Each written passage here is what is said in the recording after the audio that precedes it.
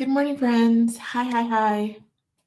You ready to talk about where you can live outside of the US and Canada and the UK that support a lower budget than you may see people talking about online? We're doing all that today. We're going to talk about places that you don't necessarily need a lot of money to go to move to and to stay in, and we don't get it. This is also going to be a group assignment. So I'm going to be checking in with you guys watching live for you to tell me what you think about some of the places we talk about and to suggest your own places. So hi. If you're new here, if it's your first time watching, my name is Rashida Dow, and I host this channel. We talk about moving abroad. I've lived outside of the US for 7 years. I've lived in Mexico City for 6. I spent 1 year bopping around the globe. I love my life in Mexico City. It's not exactly a budget life or a budget city. So we're not talking about that today. But I am excited to be here with you guys. If you're here now, make sure you say hi in the comments. Give me a good morning or something. And if you haven't already, go ahead and subscribe. I am so close to 50,000 subscribers. My business bestie told me last night I didn't even realize where I was. So it would be great to hit that number, but it's just a vanity metric. It don't mean nothing. But sometimes vanity metrics are good for the soul. So excited for today, excited because even though I do this every week, next Sunday I won't be live here because it will be Exodus Summit time. I've been in Exodus Summit season for 2 months, and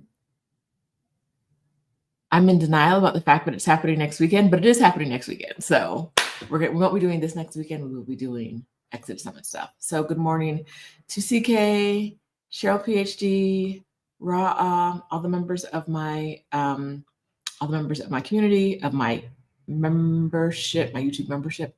I know words. It may not sound like it, but I know how to put words together. Give me a second.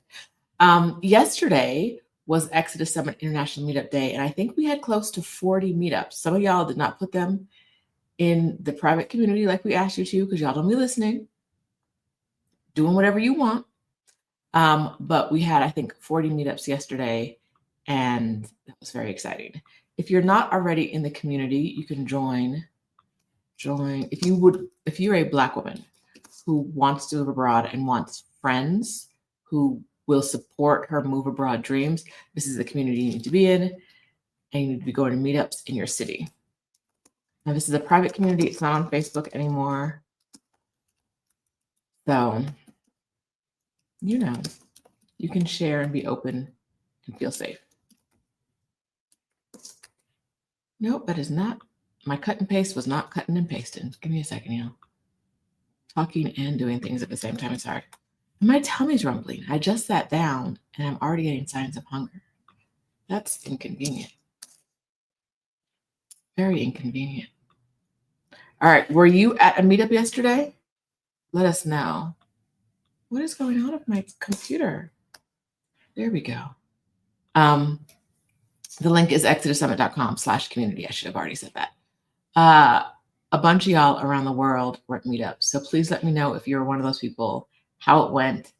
Let me know what y'all got going on. Yes, 007 Commit says we had a Panama meetup yesterday. Like, you Panama ladies are always meeting up. Like, y'all don't need a special day to meet up. Y'all meet up 47 times a week. I already know this. So Angela, did San Miguel have a meetup yesterday? I don't think I saw one. So very excited for all of you guys that got together with people in your community. And next time, you want to be in the number. You want to be with these Black women who are making their plans, who are excited about moving abroad and can help, put a little battery in your back when you're not really feeling it. So, yay. Jack Ross said they had a meetup outside ATL. Robin, right above her, says we had one in ATL. I think there were 3 in the Atlanta region yesterday. So that's the thing. You don't have to go to just one, or you don't have to You can make one and go anytime you want. If y'all want to meet up next week, make another meetup for next week. Baltimore was in the water. Yes, yes, yes. I heard the song. I played it. I know it now. Thank you. Thank you. Got my little go-go on. Tamara Tips says we had a great time at the New Jersey meetup. This is why we do it, right? Exodus Summit started as a way to help women, Black women who want to move abroad or take career breaks. Since then, a lot of what Exodus Summit has been determined by our community. And y'all like each other and y'all like spending time with each other. And so meetups started and y'all continue to do meetups and we love it. But that's not what we're here to talk about today. We're talking about budget cities. So let's get to it. I've got a list. I always have a list, but I don't really believe in order. So we can talk about this in any order you want to. One of the things yes, there we go. One of the things I organized it by like continents. I'm going to start here at home in North America, right? And because I'm starting in North America, we only have 3 choices. If you don't count, you know what? I'm gonna count. Never forget I said that. I'm gonna count the Caribbean in here. So we're gonna count that too. All right. So let's talk about budget locations in North America. What are some locations in North America that you think really support a low budget? And when I think of low budget, we're talking about my theory, which is that for most of you, if you keep your current lifestyle when you move abroad, there's a very good chance you'll be able to live your current lifestyle abroad on the amount you pay for rent today, right? If you're currently living in a place in New York City that you moved into, like a room that you moved into last year, and it cost you $600, and you want to move to Germany and live an opulent lifestyle, you're probably not getting that $600 budget. But if you want to keep the same type of lifestyle, right, there's a very good chance you can do that. All right, Adelia says Guatemala. We're doing Central America separately, and Guatemala's already on my list, Adelia. Thank you. But Nicaragua was not on my list because I know, stuff about it, but I don't know like that. So North America, Canada, US, Mexico, the islands. I would love to know the islands, the Caribbean islands that you've lived in, that you feel like you'll be able to live, that you've visited or lived in, you'd be able to live a budget lifestyle in. I know one member of our community was in Curacao and really, really loved it. I don't know what her expenses were, but I think it was, based on the things she said, I think it was affordable. Now that affordable don't mean nothing, right? It's just a word. It's all subjective. But I don't think, I didn't get the impression her living expenses were over $2,000. Now, that is not the number we're aiming for in this video. I just don't know, so I don't want to say that they were lower than that because I don't know for sure. All right. All right. Let's see. What are the places that you really love in the Caribbean? While we're doing that, I'll start with talking Mexico. Mexico has a lot of options for you. Unfortunately, with the influx of foreigners, prices have gone up. Once again, if you've watched this channel before, you know I'm not saying that's the causation. I'm saying there's a correlation. There's a correlation between foreigners coming in and prices going up, but that is not the cause of pricing going up. Pricing is controlled by a larger economic system and by individuals who price specific items like rent. Okay. All right. I hope you heard that. Thank you. Okay, so I live in Mexico City, like I said. It's not really going to give you, it may be less expensive than where you live now, but it's not going to give you budget vibes. Not true budget vibes, right? It's going to give you, I used to live in New York and everything's cheaper here vibes, but it's not going to give you, like truly budget vibe. You're not getting that in the city. There are other places in Mexico where you can get it though, and places that are really popular. Those prices are going up as well. So this is very much a 2025 video, very much. But there are people who live in Merida, Mexico, which is in the Yucatan, and absolutely love it and can get a reasonably low cost of living, probably coming in under $1,200 a month, right? Not super low. You're not like, it's not five. There was a time where you could probably get in under 1,000, under 900 in Merida. I think those times are changing. Okay. The rest of you guys, hey, good morning, Catrice. What are some places in Mexico you feel like might suit a low budget? And by low budget, I mean like let's between 1,000 and 1,500. It's not no money. It's real money. Often when I'm buying things in Mexico, if I kind of balk at the price, people say, some man did it to me at the Apple store. I was like, what are these numbers? And he was like, oh, but it's pesos. And I was like, number one, I know it's pesos because if this was dollars, this would be insane, right? But also, pesos is real money. It's not like I just go outside and put my hands to the sky and pesos fall down. And so it don't really matter if it is. I was like, yes, but pesos are real. And I have to get pesos to pay you pesos, right?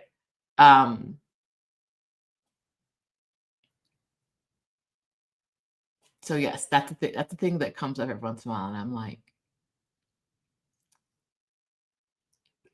this 20,000 pesos is close to $1,000. Let's not pretend that's not real money. Let's not do that. It's actually less than that now, more than that. We're not getting the 20 to 1 anymore. Like 18,000 pesos is $1,000 now. Boo hiss. Anyway, okay, friends, I'm looking for places in Mexico, and y'all ain't gave me nothing yet in the comments. What you doing? And places in the Caribbean. Come on, give me your places that you visited and you like and you think are good for your budget. Amina's here. Amina is moving to San Miguel. I don't think that's a secret. I think we've talked about this publicly. And San Miguel de Allende is one of those places where you can come in under budget. I have a friend there who has an apartment, studio apartment. I think it's $500 a month, right? So even if she eats every single taco she can find every day for the rest of the month, she can come in under $1,000. But San Miguel is also a place where you can blow your budget, right? It's also a place where if you want a $3,000 house, you can get one. It all depends. Carmen J asked about Puebla. Puebla is about an hour away from Mexico City, an hour south. It is less expensive in Mexico City. I just don't know off the top of my head what the living expenses of someone would be there. I think you can come in under 1,200. I'm pretty sure you can come in under 1,200 in Puebla. I cannot tell you what your lifestyle would be if you were in Puebla with that, like coming in at $1,200, $1,500. Anyone know? This is a group project, y'all. Y'all not gonna make me do all the work. This is a group project. Come on. Come on. All right.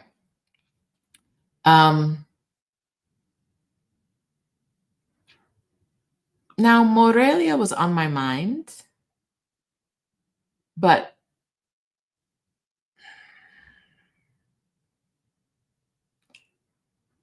I have never been to Morelia. I want to visit Morelia. Every time I talk to someone about Morelia, they're like, yes, you can go to Morelia, the city, but you can't go to Michoacan, which is the state around the city.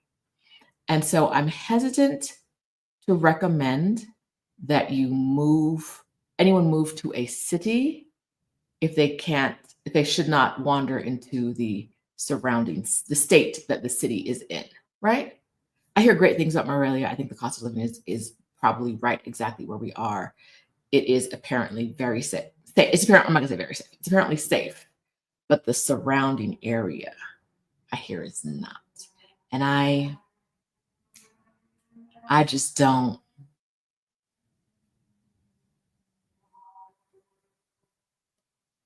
I don't know. I don't know about that. All right. Uh, JM included this for Puebla. I think that's way too high. I think this number here is very. I live a very very nice lifestyle. I don't think you should be coming in at $2,600 in Puebla, from my understanding of Puebla. Um, Especially because that's excluding rent. No, I think I don't know where Google got this number from, but I think that's extremely high for Puebla. Unless it's like kids in private school, some things, you know what I mean? Like, I don't see it. Not that it's wrong, I just don't think it's right. Okay. Yeah, no, I was talking to an Uber driver the other day, and he was like, "You have to visit Morelia, but you gotta get in and out. You gotta get in and out." And I'm like, "Okay. All right." I do wanna visit. I do wanna spend some time there, but, uh, I don't know that I would, like I said, move to a place like that because I like to explore. Um, Danielle says Querétaro. Some initial Google said it can be about $1,500 USD for a single person. I'm guessing it could be even cheaper depending on the lifestyle you want to live. It's a big place, so there are lots of. Querétaro is geographically large, so there are going to be a lot of different housing options. You get to choose what you want, right? All right. And Danielle liked Querétaro. I want to see. I want to get this. I want to get to the comments. Glass half full says Oaxaca, yes. Cabo San Lucas, no. That tracks. Yes.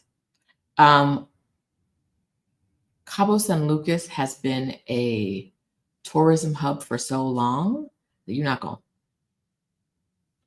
The prices are inflated, right? Anywhere in Mexico, I'm going to say specifically, that has been a long time tourism hub. Anywhere except for Acapulco, which was a long time tourism hub, and then the tourism kind of dried up. The foreign tourism dried up.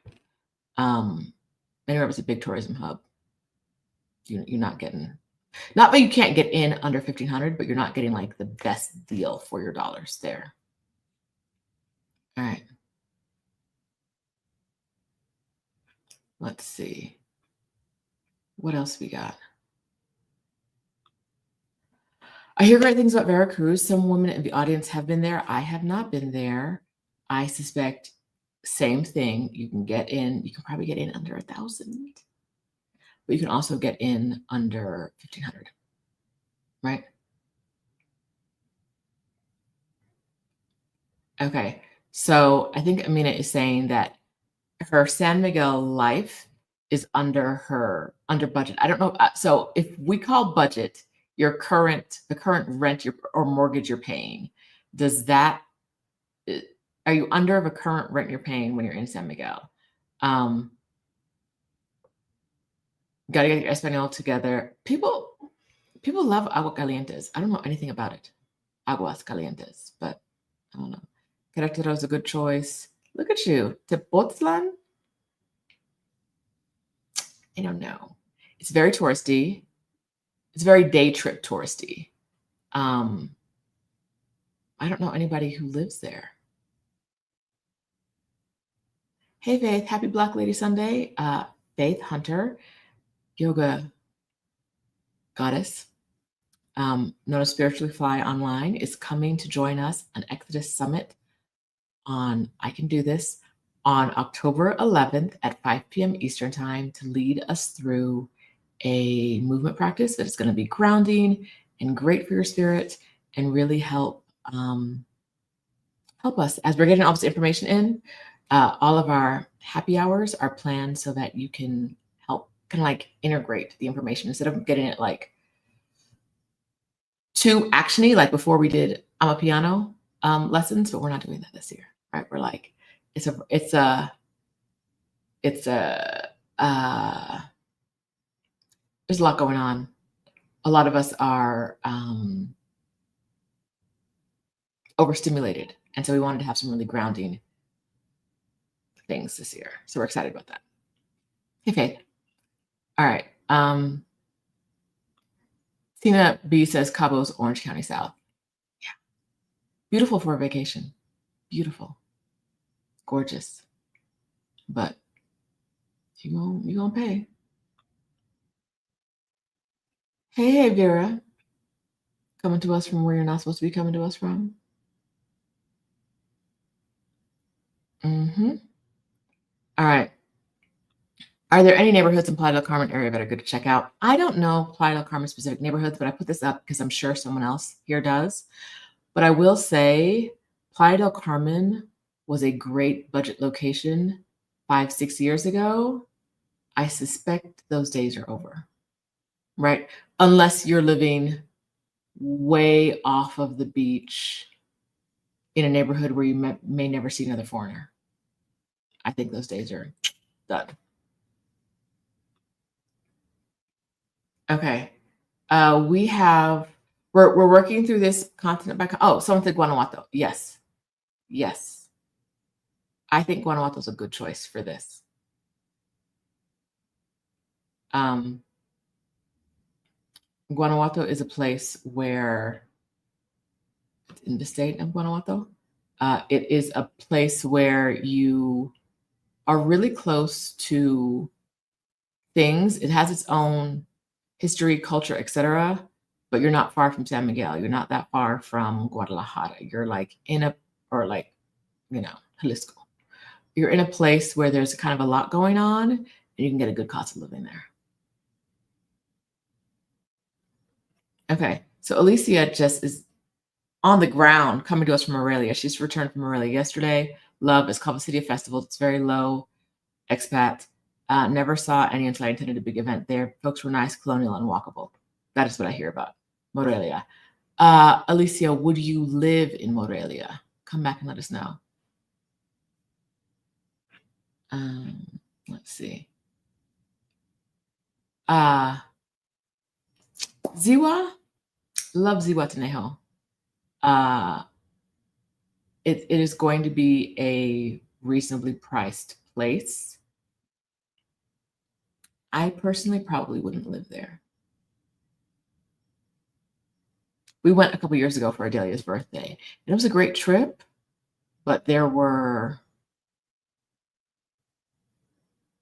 it's not a location that has the amenities I want, and where we stayed was not walkable, right? And so I don't know if there are more walkable places that would make it easier. Yes, there are more walkable places that would make it easier, but they're also not exactly where I want to live.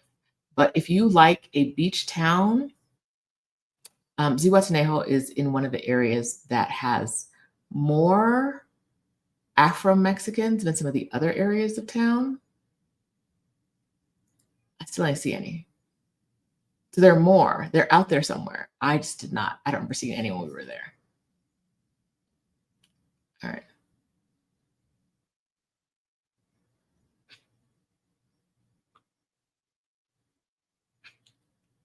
All right, let's see. We're going to leave Mexico now, and we're going to go to the islands. I saw that somebody said, I always feel like islands equals expensive. Am I wrong? I think you're very right for vacation. I don't know that that's correct for actually living there.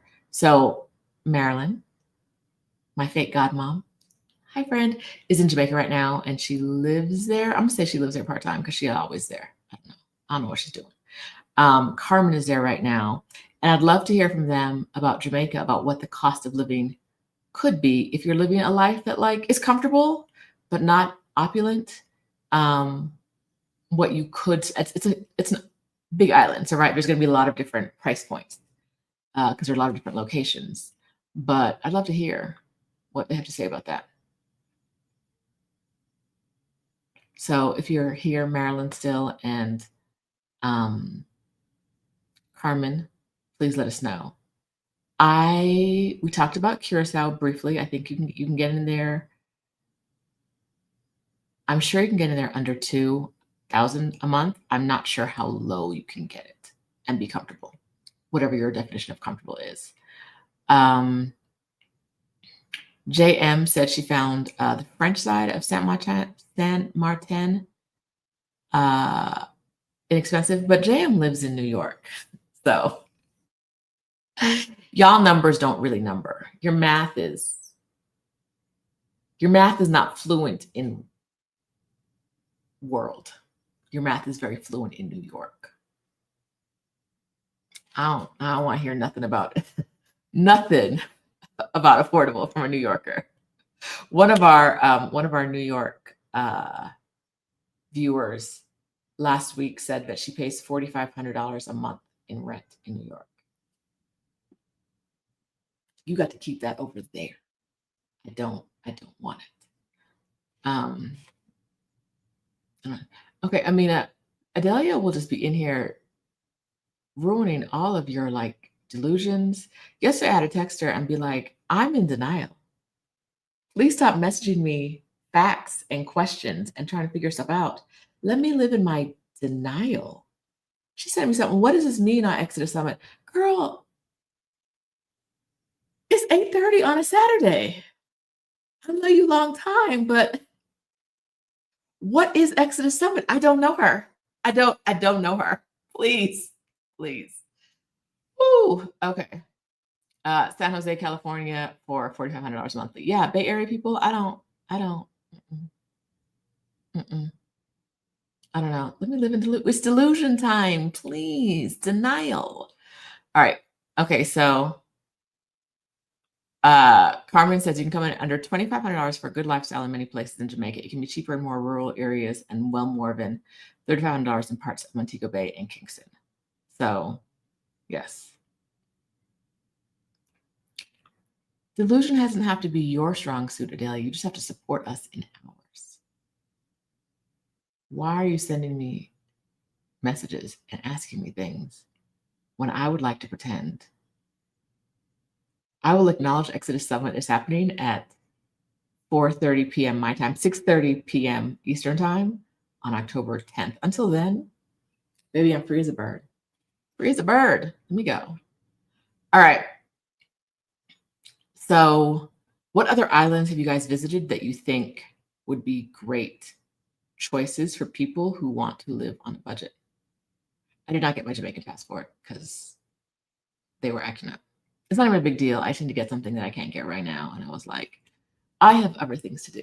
So I moved to my UK passport and I got far in it, but I didn't get it done. You know why I didn't get my UK passport? Because they were like, we need a photocopy of every single page of your US passport. And I was like, who gonna do that? Where is Stephanie's wife? Where is she to go to the copy center and make a copy of every single page? I don't. So I backward. That's literally the only step I need to get over. And I was like, I'll do it another time. It's fine.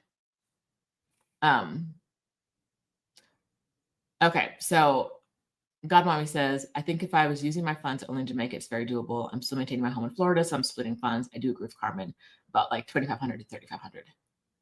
Okay. All right. So Alicia would live in Morelia. She would visit again and stay in different colonies to see how that feels for variety, tons of cultural events. So off to a great start. Yay. Okay. So this reminds me to get to Morelia is one of the places, the state is one of the places where they do the butterfly migration. You can go see the butterfly migration. And I've always wanted to go for that. So I'm going to add that to my spring calendar to go and Be out there with the butterflies. Let them land on me.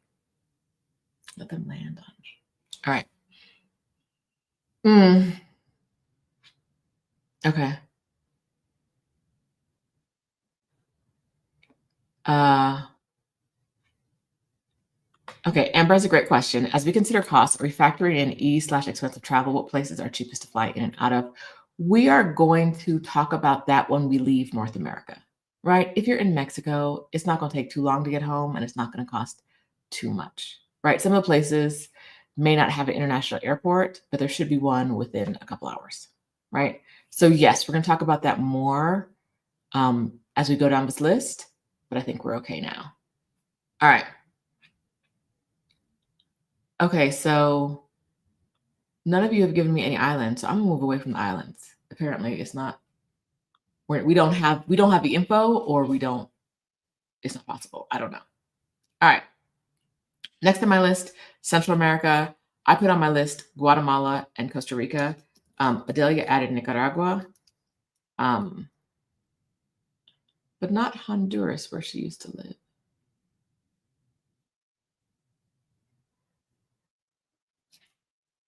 Interesting. Adelia, can you tell us why you put Nicaragua on the list, but not Honduras on the list? Okay. So, Lady Sarita says the butterfly experience is beautiful. The monarchs come through Dallas headed to Mexico. Yes, I want to go see them. And Adela's response to why Honduras isn't on the list is because Honduras isn't cheap. All right, so friends, who has spent significant time in Guatemala, Costa Rica, and Nicaragua? It's your time to shine. Come on down. Come, give us some info. Adelia says it costs her more to live in Tegucigalpa than it does in CDMX.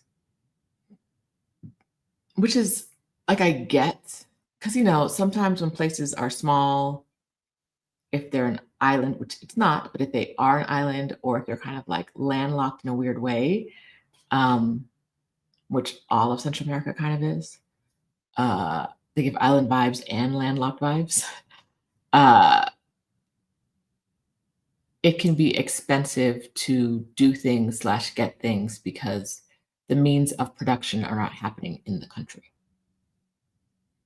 which will soon be the American experience. But we're not talking about her today. It's fine.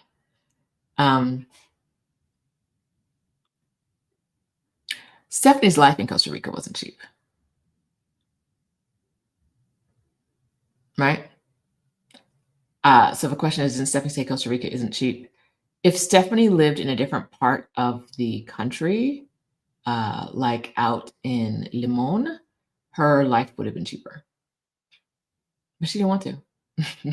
Right? Costa Rica is a place where you can find inexpensive housing. A lot of things are imported, but it's not as bad as a place like Honduras. All right. LaRona says she needs to scan every page of her passport as I speak. Girl, come through. Hi, can I hand you my passport? Woo! Okay. Okay, so Junket, I went to Cahuita and I liked it a lot as well. I visited Costa Rica years ago and went to Cahuita. Thought it was very relaxed, chill, calm, seemed inexpensive. Who else has been there more recently could tell us more. I haven't been to Cahuita in 3 years. Liked it. It was less expensive than San Jose, Costa Rica.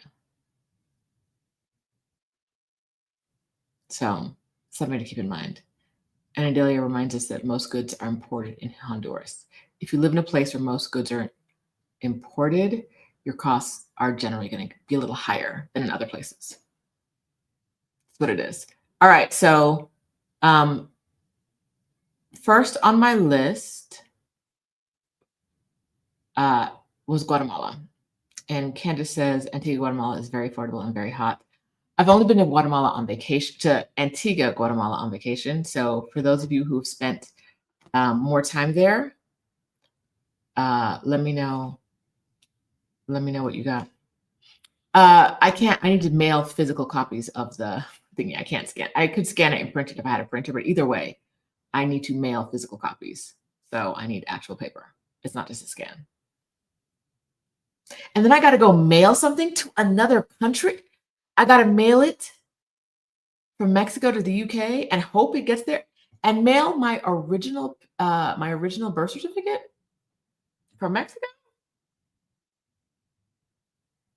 to a country that told me, "We have no record of you having a passport because your ass is old, so your first passport, we don't know nothing about." Your first passport came before we kept records.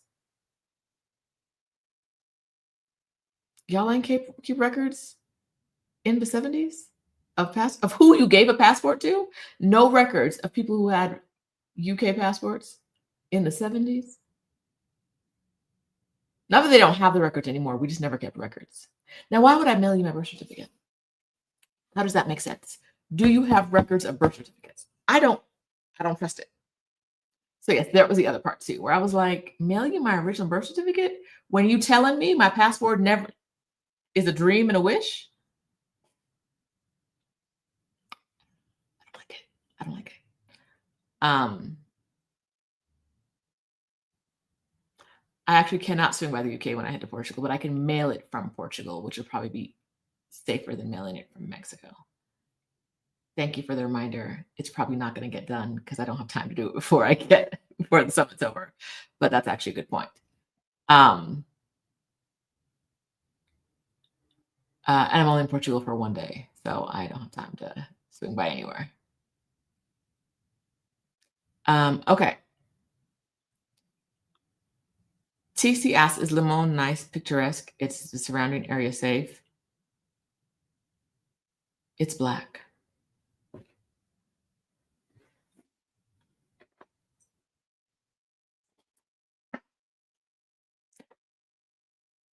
And by that, I mean, I like it. I like it. It's black.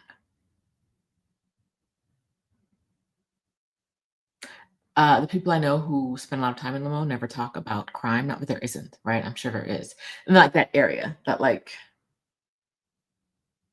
East Coast part of Costa Rica, I hear great things about. And it's black.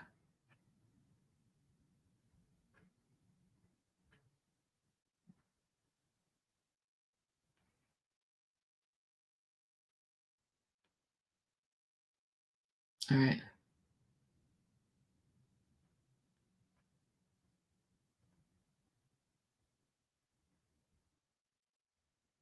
Okay, so CK says don't mail from Portugal.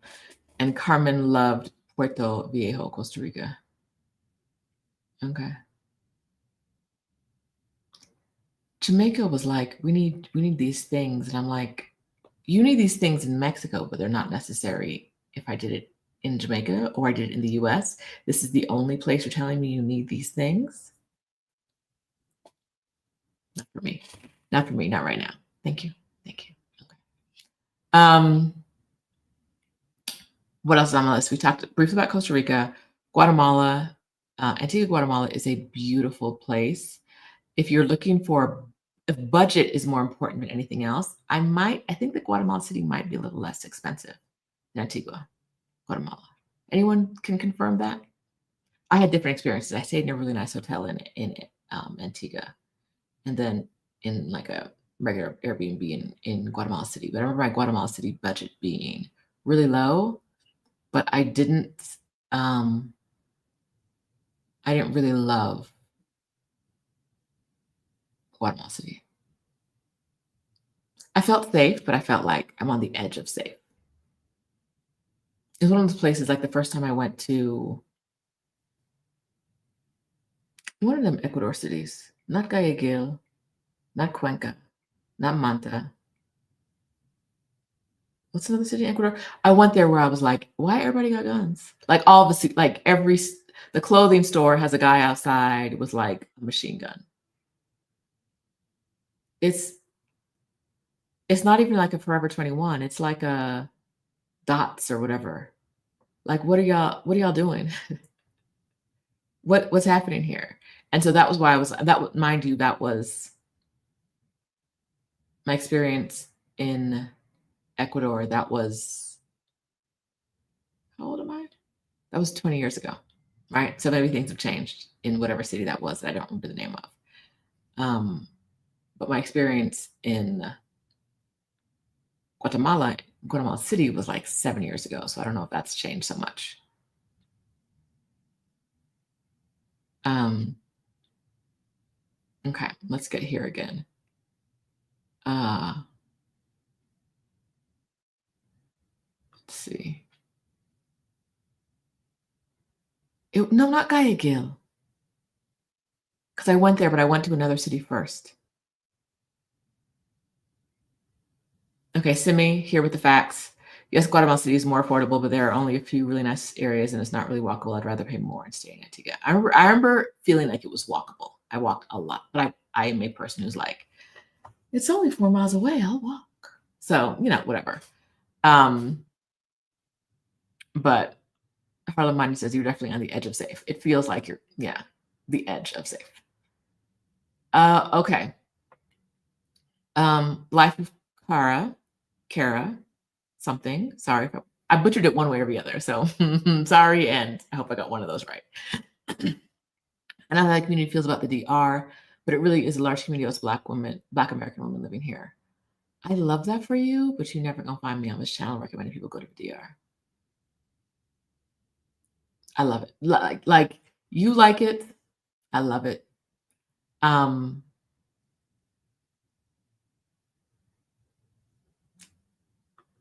I'm not saying this is your experience, but I'm not interested in being in another place where my Blackness is something I have to contend with every day.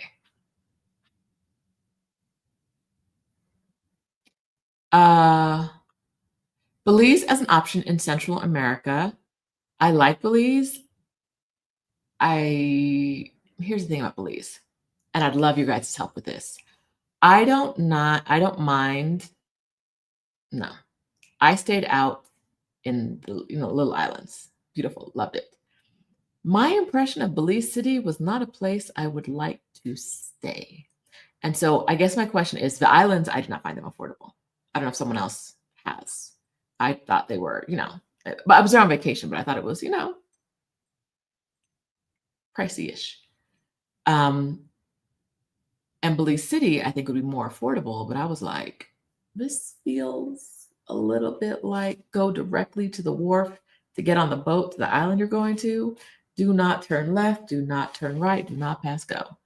And so I guess my question would be, what are the other places in Belize that are affordable and feel safe?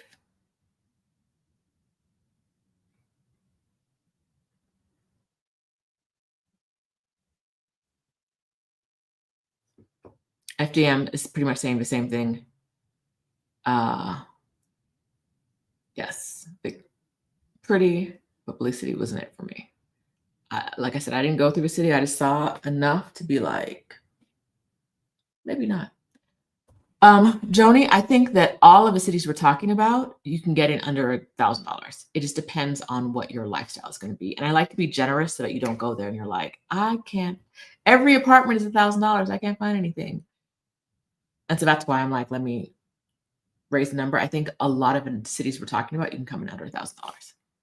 You may be in a studio apartment where you don't see any other foreigners, right? That might be what your life looks like. You can come in under 1,000 at a lot of the cities we've talked about. All right. Let's see. Let's see what we haven't talked about yet. Anything in the... Okay. So we've talked about Guatemala, Costa Rica, Nicaragua. We added in the DR and Belize. Belize is on the we don't really know list. Maybe, maybe not.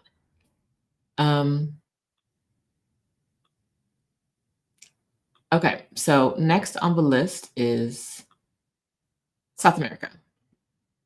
I only included 2 countries in South America on my list, but you are free to add in the comments because this is a group project. Okay, first on my list, Colombia. I'm doing this part as a public service announcement because Stephanie wants y'all to move to Bogota.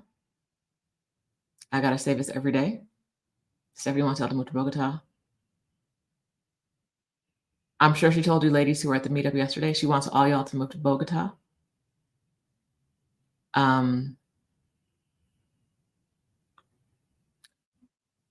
But if it's not Bogota for you, there are a lot of different options in Colombia that where you'll come in. You can live somewhere and come in under cost. We don't talk about, oh yeah, Cuenca was on my list for Ecuador. I just didn't mention it. Sorry, Lorana.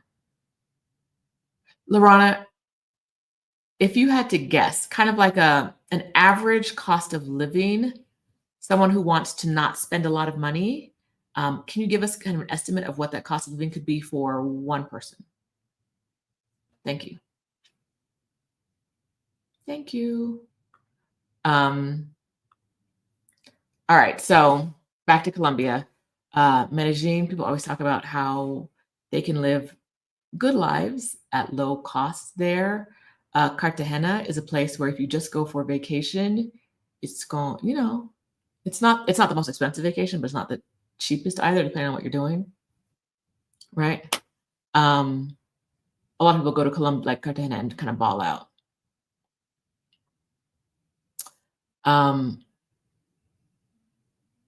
But those are both cities you can live in and under budget. Lorana, thoughtful of her, gave us some budget options. Bare bones comfortable, $750 minimum in Cuenca, Ecuador. Comfortable, $1,000.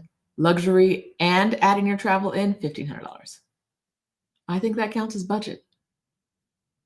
If you can move there and live for $750 a month, that's probably less than your housing costs right now in the US. Right?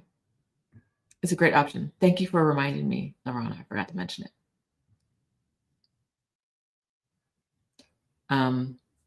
Okay, so, and Lorana's someone who's lived there for a while. Danielle visited for a while, visited Lorana, and she loved Cuenca. I felt safe everywhere, lots to do, and definitely doable on $1,000 to $1,500 a month.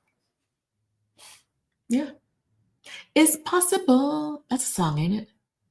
From, is that from Wicked? I don't know. I don't sing. So I don't know why that came into my head. I also haven't seen Wicked. My niece and nephew told me I need to go see it in the theaters because when I come to see them for Thanksgiving, I need to be ready to watch part 2.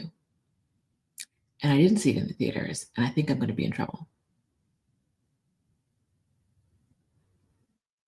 I think I'm about to be in trouble because I didn't do what they said. And they run a tight ship. What you mean when you see it? What do you? Oh, okay. So Lorana says about Ecuador. I'm going to say this about Ecuador generally, but also about Cuenca specifically. If someone has a minimum of $750 passive income and visa eligible, you can effectively be retired full time on $750. Let me screenshot this real quick. Let me get my screenshot face on. That's not it. Let's see. It's not screenshotting. It's not happening. What's going on? I need this. My computer's broken, y'all. Nothing's happening. Anyway, we're going to try this a different way. There we go. Because we need this info. You can effectively be retired in Cuenca, Ecuador on $750 a month. That's why we do this. This is why we do community videos, because I didn't know that. I didn't know that.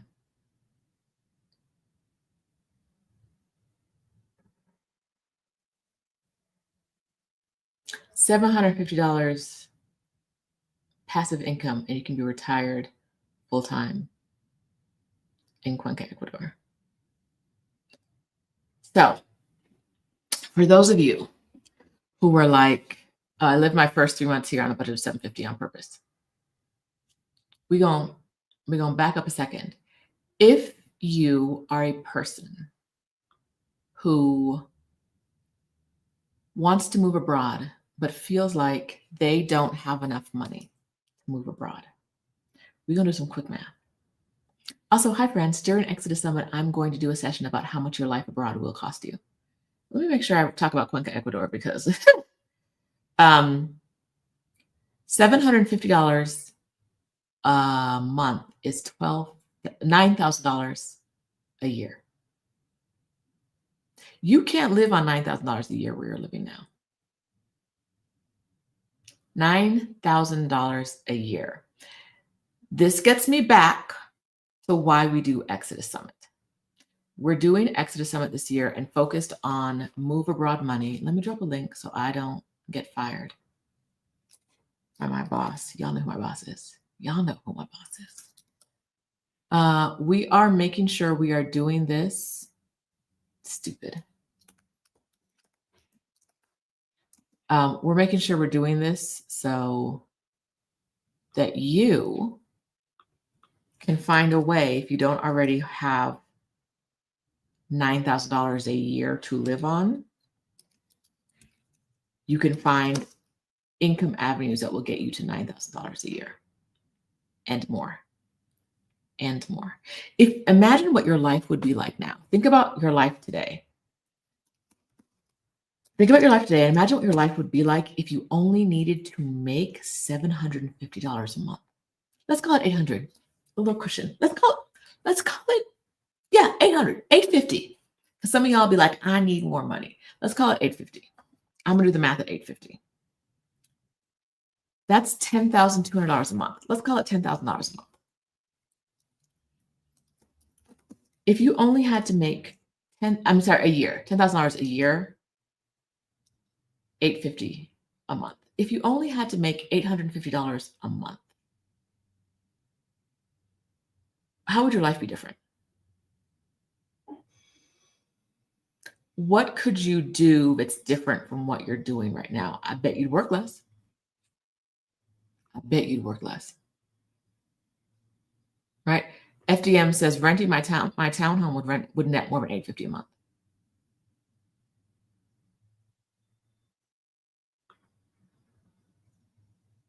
You're not as far away from your move abroad as you think you are. Oh. I got the wrong movie. It's Cinderella. Y'all be knowing stuff, and I love it. Brittany says my apartment in Cuenca was $673. It's double that in VA. Now, I want to make sure we're talking about the right thing with Brittany, and that is she was only there for a month or two. So she's not going to get the low prices that Lorana was getting because Lorana was committed to living there a longer time. But $673, you can still get out for under $1,000 a year, a month, right?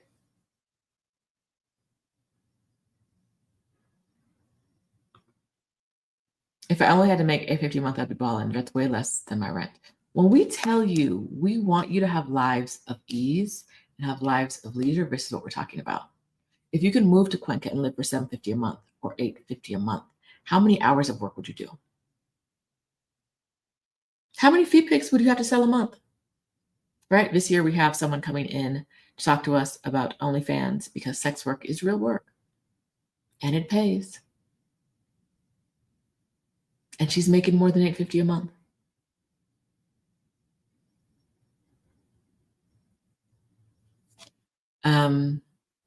Goddess Y says she wouldn't be stressed. This is why we do Exodus Summit. This year we have someone coming in to talk about tax prep. And one of the reasons we wanted to do this session is because it's not a session where you need a lot. You don't need to have a degree in economics. You don't need to bring a lot. You can bring yourself to the table as you are today and learn how to do tax prep and learn run a business. Our tax prep person earns multiple times the cost of living we're talking about right now, at about $10,000 a month. She earns multiple times that just in the spring doing taxes. If you did that, you could work in the spring, make your money, and not work again all year long. What would you do? Is there a personal project you've been thinking about doing? Would you learn how to knit? Would you binge Netflix every day? Would you become a hiker, uh, a dolphin whisperer? Where would your heart take you? Where would your passions take you if you only had to work 2 months out of the year to pay for your entire year?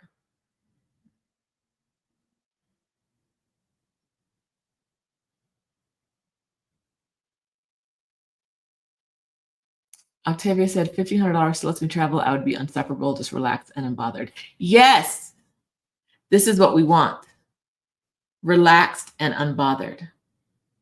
Relaxed and unbothered. If you only had to spend $750, $850 to be generous a month, right? Brittany said her $673 monthly rent in Cuenca was an Airbnb, which is always going to be more expensive, right? But yes. FDM says tax prep is a great idea. I'm going to mention it to my sisters looking for a side hustle. Yes. Yes. We also have someone coming in to teach women how to be VAs and to run not just be a VA, because you may feel like I know how to do that just fine, but how to run a VA business, how to get clients from your VA business, how to do all those things. Stephanie's also going to be teaching you, no matter what your thing is, going to be teaching you how to use YouTube correctly as your 24/7 sales team. These are all talks where you can start from scratch today and have $750 very soon. Get your income up to $750 a month, $850 a month, $1,000 a month very soon. Right?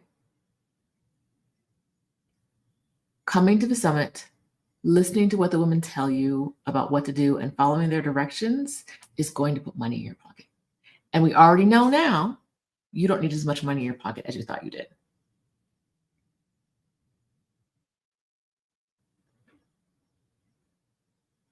You don't. CK says I could retain a personal Spanish teacher in Ecuador and a housekeeper and a driver if she's only paying $750 a month for her living expenses. These would be add-ons for her.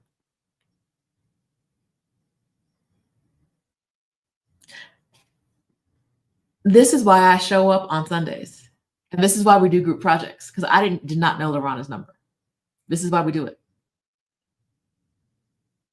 This is why I be asking y'all, tell me the info. Tell me the info, please. Please. Right? If you have a way to make $1,000 a month, the world opens up to you in a way that America will never open up to you.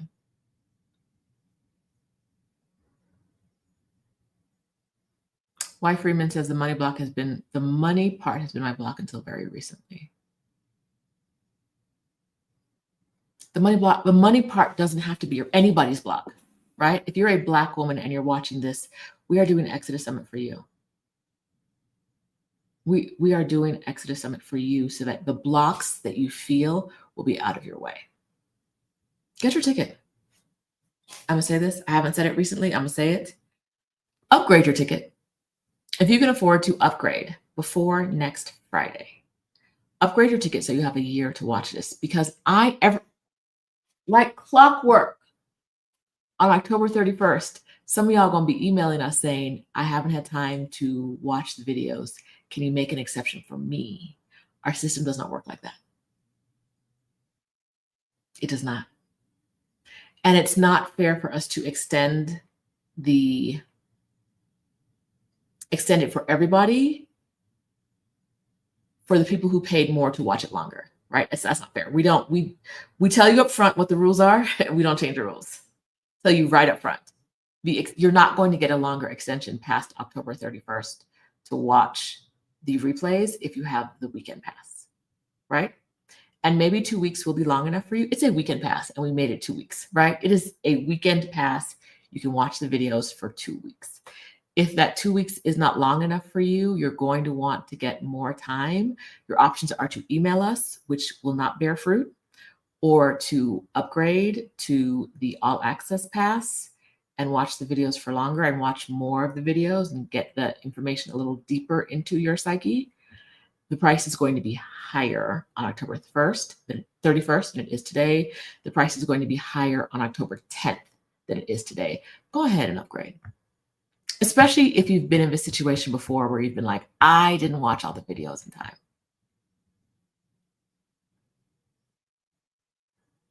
It's time to upgrade. Right. Usually I'm like, watch whatever, do whatever makes sense. But I'm telling you now, you're going to be paying more for the upgrade. You're going to be paying more for the videos after the 10th, on the 10th, because you're going to want them. There's going to be ways you can start making money today, and there's going to be ways you can start making money with a little bit more time. And you're going to want that little bit more time, right, to get ready. If an Adelia session about Adelia and Terry, Adelia is talking about how to make money with the money you have right now. Terry's talking about trading. For both of those topics, you need to start with some money.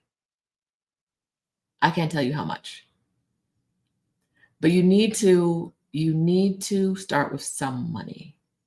And so if you don't have that money to start with today, but you have it in December, well, not December, because whatever, maybe you'll get a gift, right? Maybe you get a Christmas cash, a little Christmas cash, and you're like, I would love to start trading now. You're going to have to pay more money for the upgrade to watch Terry again if you bought the all access weekend pass first. If you already have a weekend pass, the instructions to upgrade are in your inbox. If you search for upgrade in your inbox, I know that's a subject line or something. If you search for Exodus Summit and upgrade, it's in there. It's in there.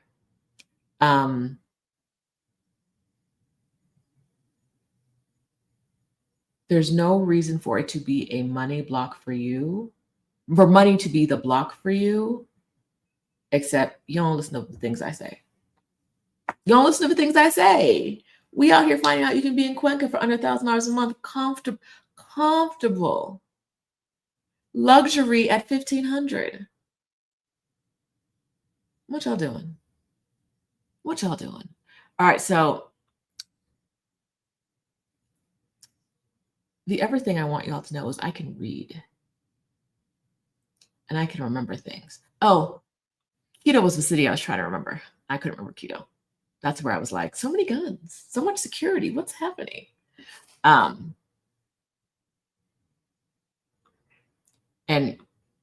Kim says, all access of my bestie, this Perry brain requires notes and the ability to refer back. Yes, bring your notebook, do your stuff. And then I saw a comment from Brittany that says the first Move Abroad Money Summit in 2022 is still making her money. She is still making money in 2025 from the things she learned in 2022. This could be you as well. Don't play with me.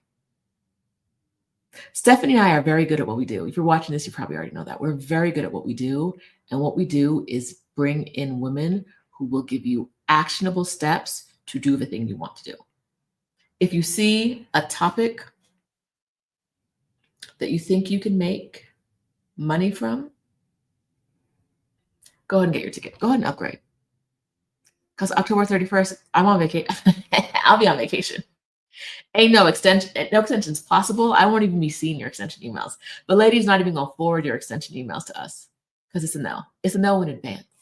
The system does not work like that, and it's not fair to extend for the people who paid more upfront. And if there's one thing I really care about, it's fairness. So we're not doing that. No in advance. But now I would like to talk about one thing, which is I can read. So I'm telling you, when one of y'all is like, oh, I'm looking at Lima, Peru. And the other one is like, I'm looking at both Peru and Ecuador. I'm sitting in South America. I know y'all out here behind my back making plans together. I know y'all are outside. It's not Amina that's the bad girl with Anita. It's Abba. I was like, I'm really looking at Lima, Peru. That's exactly how she sounds, by the way. Y'all out here making South America plans? They went to Machu Picchu together because they're just traveling besties, sisters. And now they're making plans to live, if not in the same city, very close to each other. Because Anita been on Colombia for a while, and Abba always been on Mexico City. And now they're both talking about Peru. Suspicious. I see y'all. I can read. I know. I see all the comments. Take it back. Take it back. All right. Ooh. Wait a minute now. Let me get my screenshot on. CK says, me too. Exeter Summit 2022 was life-changing. My income more than doubled. Now I'm close to tripled. I'm gonna go ahead and write that down. We need that testimonial. Yes, CK. Yes. Thank you. Thank you. Get my smiling face. Yes, my testimonial face.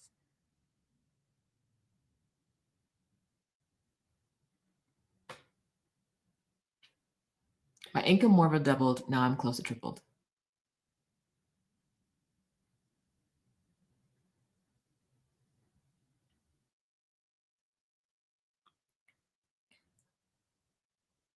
Absolutely, Ebony.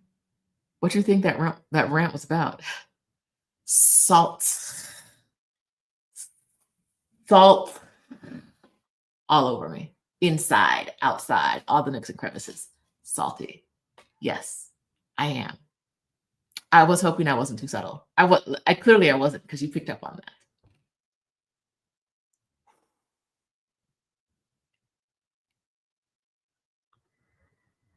They be out here just saying stuff. I'm Team Bot, but Peru stole my heart from Colombia. Like I can't see the future. Stephanie said yesterday she can see the future. I can see the future. They're gonna be in some space living together, or not more than a block from each other, in like 6 months.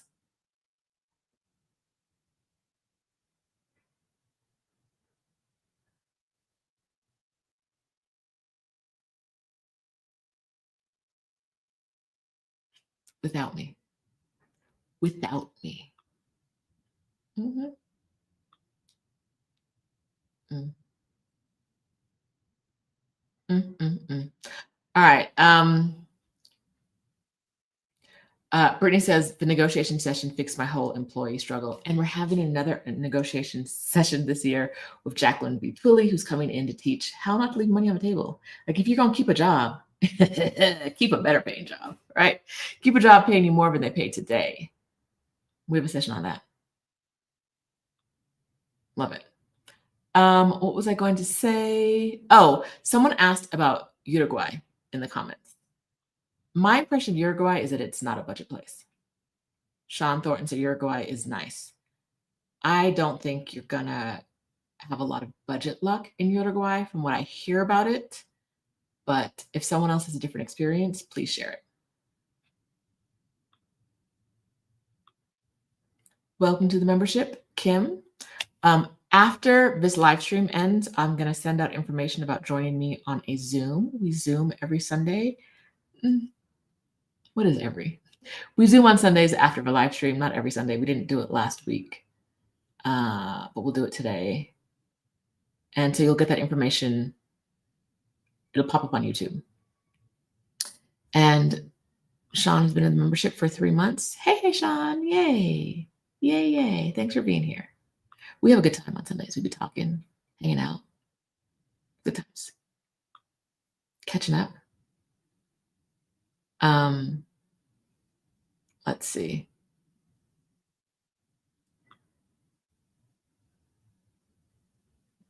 Y'all know I can fight, right?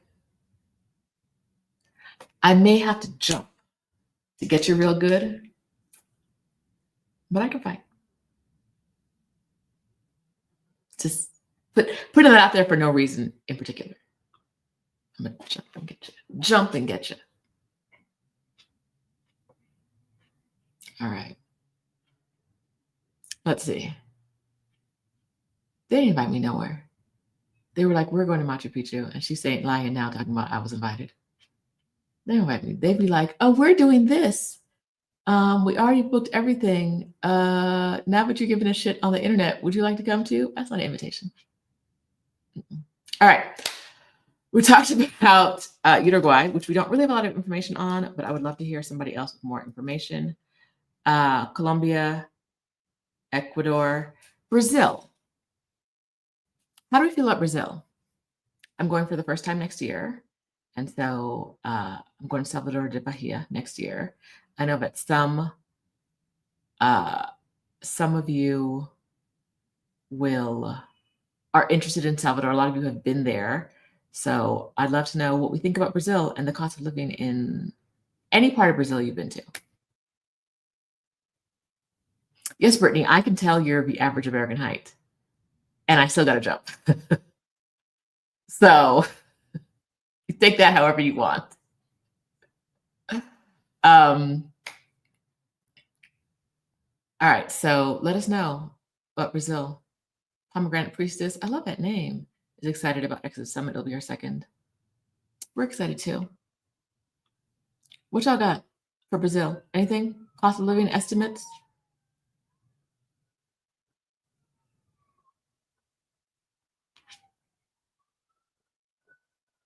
Do do do do do do do. Do do do do do do do do do. I have a friend who lives between the east coast of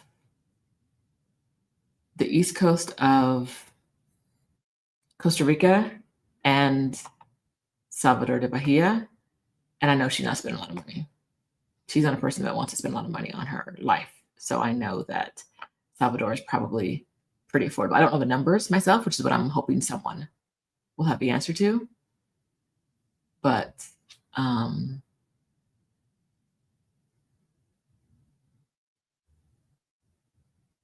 we can come back here if anyone has Brazil thoughts. If anyone's typing furiously with Brazil thoughts, we can come back there. While we're waiting to hear what people have to say about Brazil, I don't have the info. You know what? Let me do one thing. Okay, I'm in here. Let me search for, what am I doing? I know what I'm doing. Oh, I don't know. Give me 1 second. I'm gonna come up with some Brazil info real quick. Real quick. Do, do, do, do, do, do, do.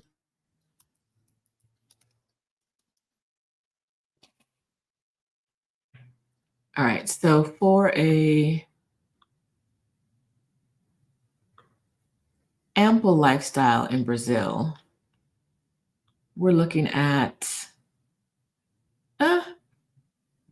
ample lifestyle. We're looking at over $1,500, unless you're in Natal, which is coming down as under. So Brazil may not overall. It's every city's coming in.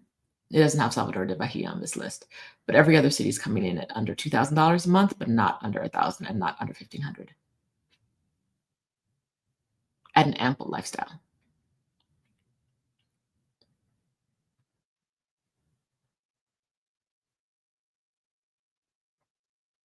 All right.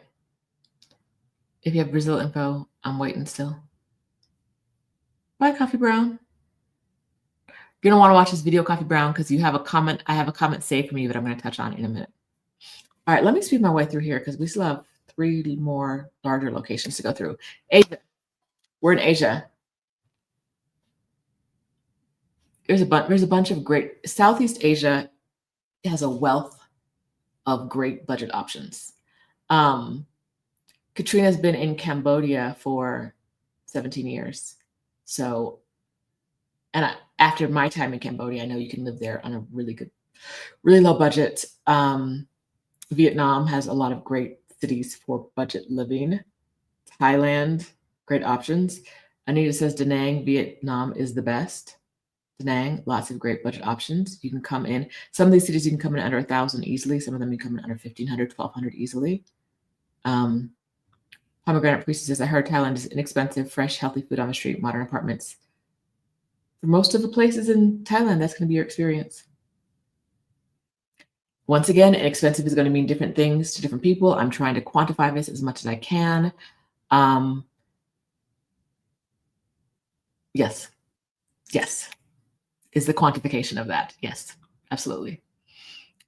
So Vietnam, Thailand, Cambodia, the Philippines, Malaysia, all great places where you can find a lifestyle that will not cost you over $1,500 a month. Friends, if there's one of those cities or one of those countries or anywhere in Southeast Asia that you love, drop it in the comments so we can see it. There's someone at the door. I'll be right back. Right back.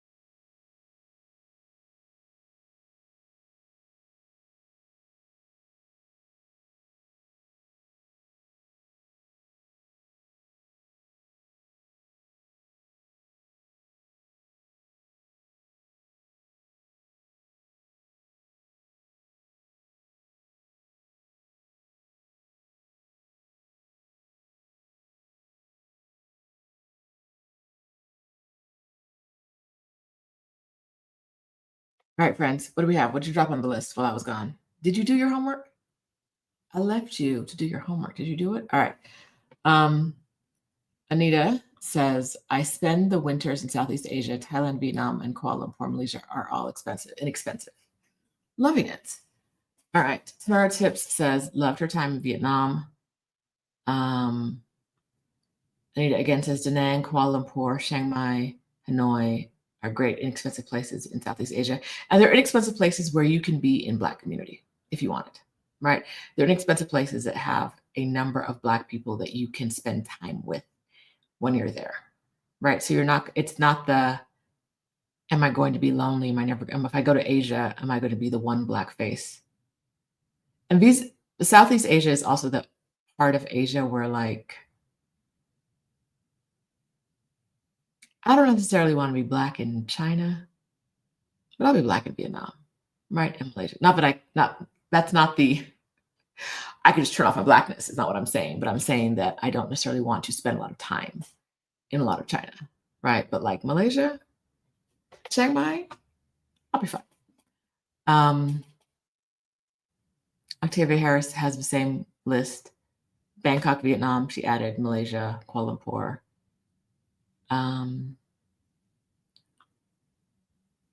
Let's see.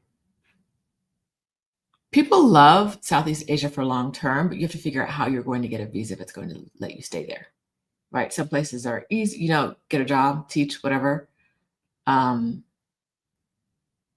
if you don't, some of them can have kind of restrictive visa living there requirements. So that is one of the things. But you also asked earlier about flights to and from, and Southeast Asia is one of those places I would add to the list of like, living there, you have to consider what it's going to cost you to get back home when you want to, right? So if I was living there, I would look up, if I was thinking of moving there, I would look up round trip flights today and add maybe 2 round trip flights from where I'm going, where I live now to home into my budget for the year, right? So if your budget is $10,000, maybe add an extra 2,000, or no, I'm sorry, an extra 2,000 or an extra 5,000 if you want to travel a little more luxuriously to your budget, just so that you have those there and that can be a great cushion, right? Like if you have that budgeted already, you don't necessarily need like a bigger back end cushion. All right. Let's see.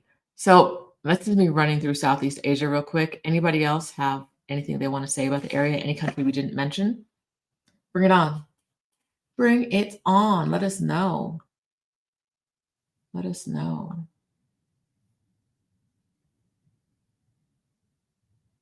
Okay.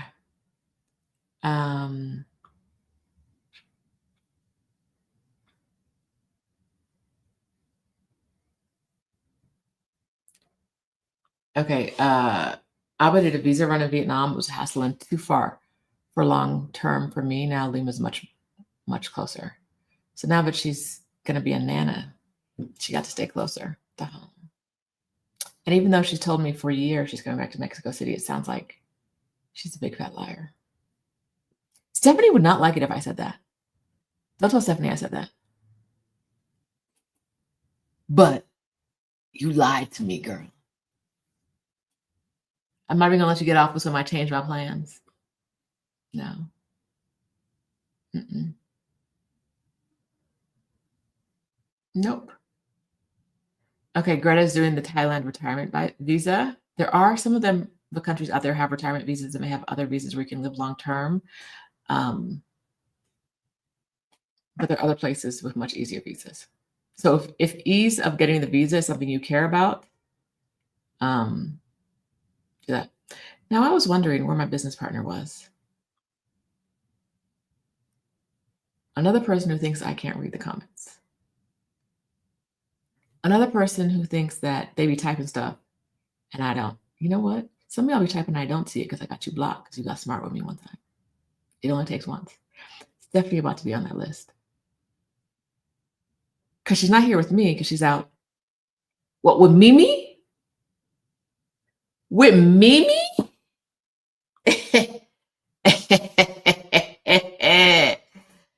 Both y'all. Both y'all. Okay.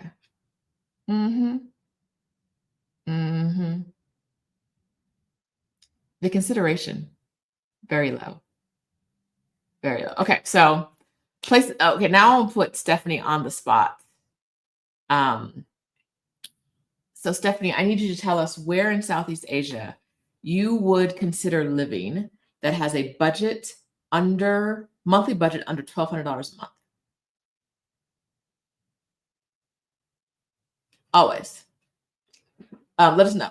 Where would you consider living under $1,200 a month today in Southeast Asia?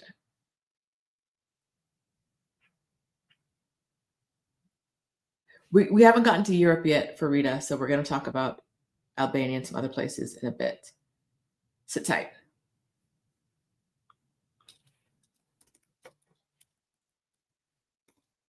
Sit tight. All right. Why would Stephanie have just been off doing whatever she wanted? Who said? Who said that was okay? Chiang Mai and a neighborhood outside of Kuala Lumpur are her options. But what she would choose. At least she did her homework. Group project, she don't even show up. All right. We talk about Southeast Asia enough, but I think we've covered it for today. Lots of options, lots of beautiful options. We've talked through some of them. I want to move to. Let me do Europe first, since y'all are on it right now. The countries on my list for Europe to live a inexpensive life, $1,200, $1,000, depending on what you're doing, how you spend your money, how many tchotchkes you buy a month, were Albania and Georgia. Both of those are reasonably easy for Americans to spend extensive amount of time in, and they both come in generally at a really good cost of living.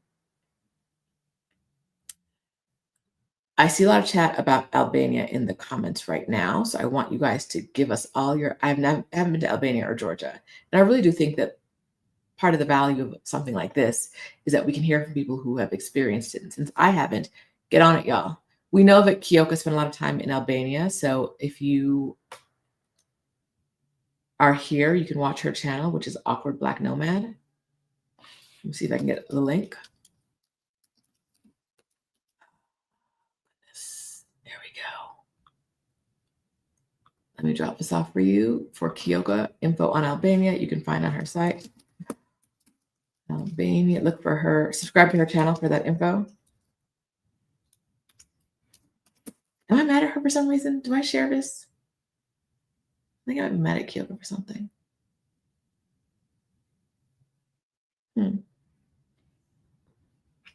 Okay, so Anita says no because they got cold there. She's not doing it.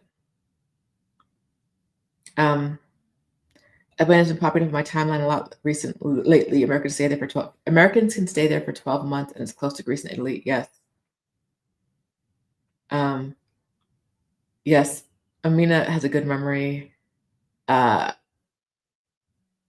Kyoko described the men in Albania as juice boxes. It's that very like square, broad shouldered type,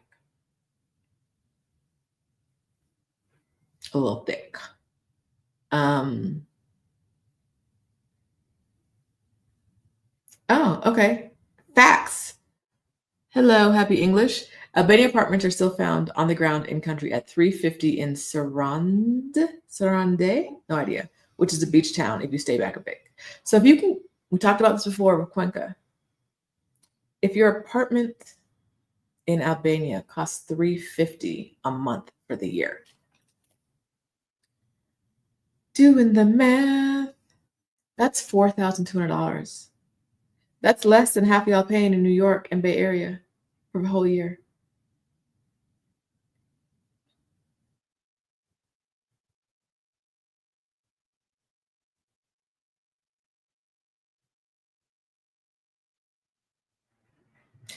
And if your housing is 4,200, I think you can come in under 10,000 for the year.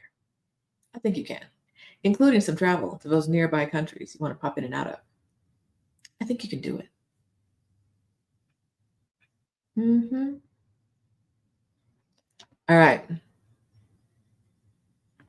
Oh, there's a whole TikTok rabbit hole dedicated to the Albanian juice boxes. Oh, was it Scotland? Okay. I don't remember. Listen, one of them places, the men's was thick. Juice boxes were Scotland. I don't remember seeing the broad shoulders when I was in Scotland. Adelia was there recently. Adelia, do you remember that? I don't remember seeing that like broad, square, rectangular type. Farida wants a juice box to play with. Girl, get you. Get you what you want. Lady Savita says the prices mentioned are going to make me break my lease. Penalty be damned. Yes, you'll still get off cheaper, but if you keep paying whatever rent you're paying right now. Yes. Yes. Uh, I slept 9.5 hours last night. That's today's glow. 9 hours and 20 minutes. Yes, I needed it. I got it. That's today's glow. That's all that is. Sleep. It does so much for you. Sleep. All right. Okay, so one of the things that came up, and I starred this comment, is oh wait, let me see. I haven't gotten here yet. I keep saying Albania. I was learning Serbo-Croatian my freshman year in college. Why? It's very interesting how all my quirks are bringing me full circle. Supposedly, Serbo-Croatian is similar. I have never seen another Black woman say she learned Serbo-Croatian. It's not a judgment. It's just curiosity about how you ended up there. But yeah, Albania comes up a lot. If you're looking for a very inexpensive place of living, another place that comes up a lot is almost all of Ukraine. But I'm not saying move there. It's the same kind of Morelia conversation. I'm saying the numbers look good. I'm not telling you to move to Ukraine. That's not what's happening. Okay. I did want to talk about this comment from Coffee Brown about Italy. So save your pennies and buy a $5,000 home in Sicily for your 90 days out. No property taxes in Italy. Time it so you leave in warm months like spring or fall, not summer, too hot in Sicily. Okay, so the intention behind this comment is great, but I do think we need to have a conversation about the places that have really inexpensive homes for sale, like the European cities, like the cities in Italy where you can buy a house for 10K, for 5K, for 2K. You can buy that house for that price because nobody else in town wants that house.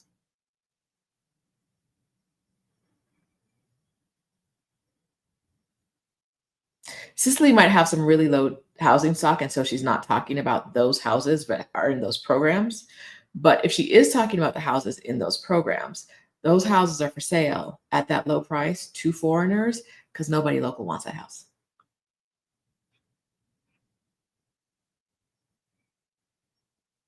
That house is in shambles.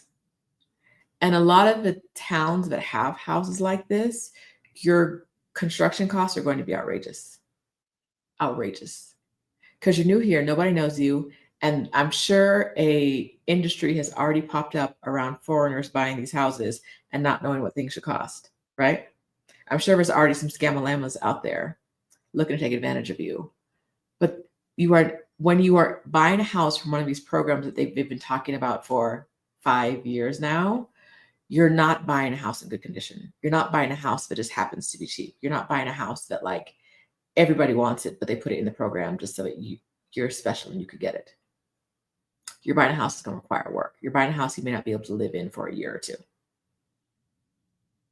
That's not all the cheap.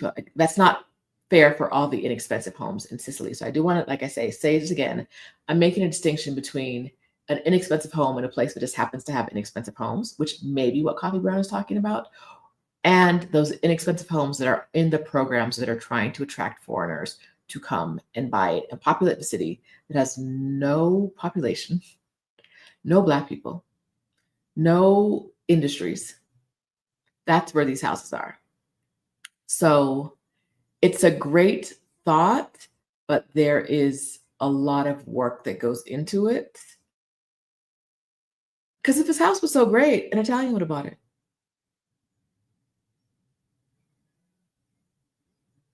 Right?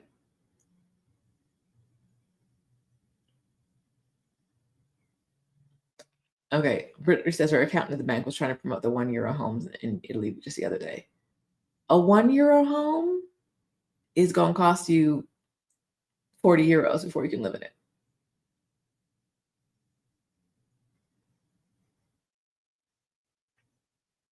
So,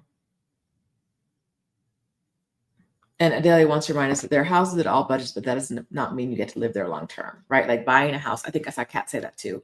Buying a house in Italy and a lot of places does not guarantee that you have residency that allows you to live in that house. So, another thing to consider.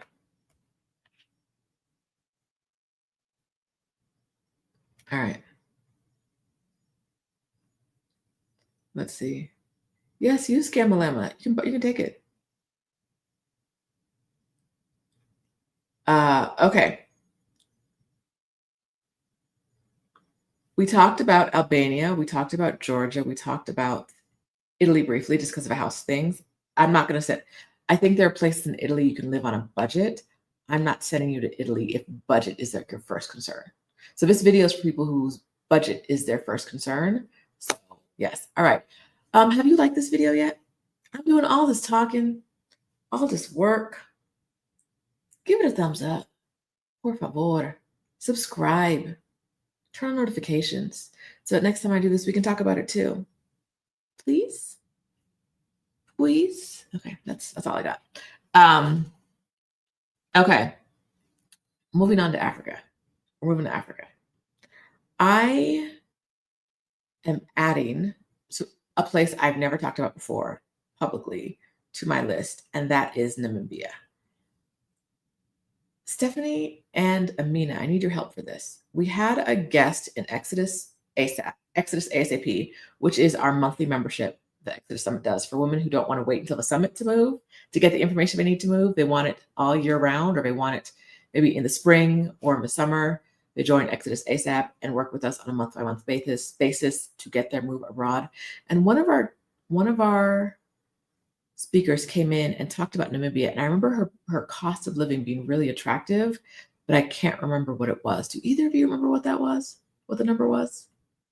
Namibia is not a place that's talked about a lot. It's not a well-populated country. It is populated inside of like some of the cities, but you don't really get a lot of there's a lot of parts of the country that are not populated.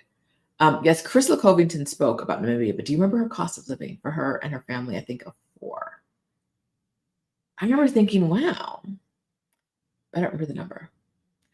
All that to say, I think that if you're looking under 2,000, but they don't have a car, And that was for a family of 4. And some of the numbers we've been talking about today are for a family of 1. So that's still a good, I think that's still a good number. And I think the 2,000 included their transportation, even though they don't have a car. So like, well, however their taxis, whatever they're getting around, include that. Oh, Tana Rose loved. We did Africa Month 3 months ago in Exodus ASAP, and Tana Rose loved it.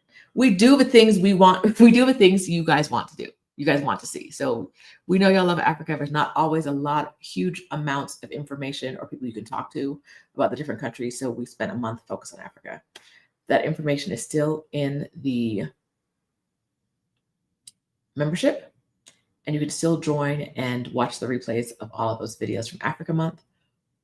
Also, one of the ticket options at exodussummit.com right now is the Accelerator Bundle, which gives you the all access ticket for a year and gives you 3 months inside of Exodus ASAP. So if you want to kickstart your plan, that's a very, very great way to get invest in yourself today, not worry about paying for a few months, and really get the process going to kind of jumpstart your move so that in 3 months, October, November, December, at the end of the year, you'll be ready to go. Ready to go. By the time January rolls around and those 3 months are up, you're going to be like, I did everything I had to do. I got the information I needed from a summit about how to make more money. I got the information from ASAP about what to do with my stuff, dealing with some of the mindset blocks, how to get visas, what I need to do before I leave, how to prep. And you were in community with Black women who are actively and aggressively working on the same thing you're working on for 3 months. Your move is done. Your move is done. All right. Okay. You can get that at exodussummit.com. You get the Accelerator Bundle. So Amina says, get the Exodus Summit Accelerator Bundle, and all the replays are available in ASAP. So everything we've ever done, our membership has been up for about just under a year, and all the replays for the past year are in there. So all the coaching replays are in there. So if you want to grab the Accelerator Bundle, and it is not inexpensive. It's not, but it's going to speed up your process, right? And if you can pay some money up front right now to speed up your process and then go live close to Lorana for $750 a month in Cuenca, you're going to be saving money overall. So, yes. All right. Next on my list, I love South Africa. I'm always going to go up for South Africa. You can live there inexpensively in some of the big cities. In Johannesburg, more than Cape Town, but I've been forgetting Cape Town exists. People love it. I love Johannesburg. You can live there inexpensively. You can live there under $1,200 a month. You can live under $1,000 a month, depending on what lifestyle you want. And it's a great starter home in Africa. It is. Ooh, okay. TT Lola says, a little different for me. Exodus Summit this weekend. Yay. Then a 6-month stay in Puerto Rico affordably to transition and effectively do the things to prepare. From there, I'll bop the world till I stop. I love that for you. Congratulations, TT Lola. All right. My cousin's daughter went to Namibia with Delaware State, really enjoyed it. I hear great things.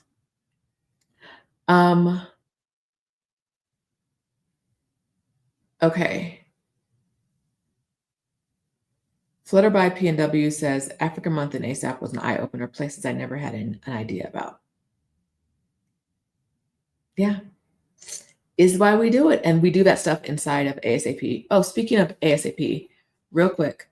After the summit, we're going to continue talking about making money in Exodus ASAP. So we're going to be talking about different ways that Black women in community are making money, either they're already abroad or to support their life abroad.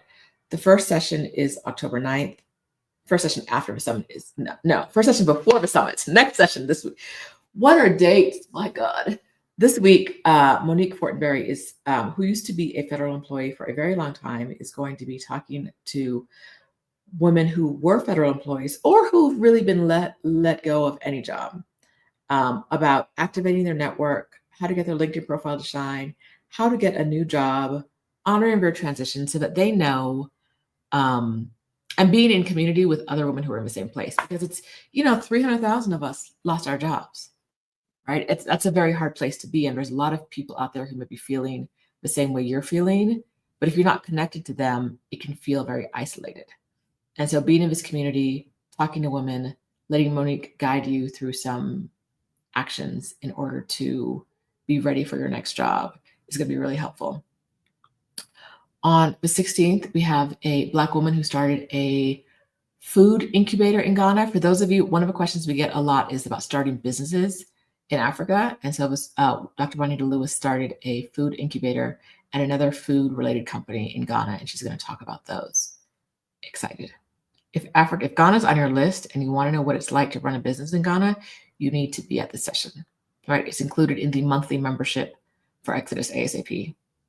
After that, we're talking to Samantha Gregory about licensing the ideas you have. If you have Stephanie Talk has talked about this before on her business channel, but if you have a course or a book or a program or a method that you think can help other people, but you don't necessarily want to teach it all the time, you can license that to companies or to other people who will use your information to train their people.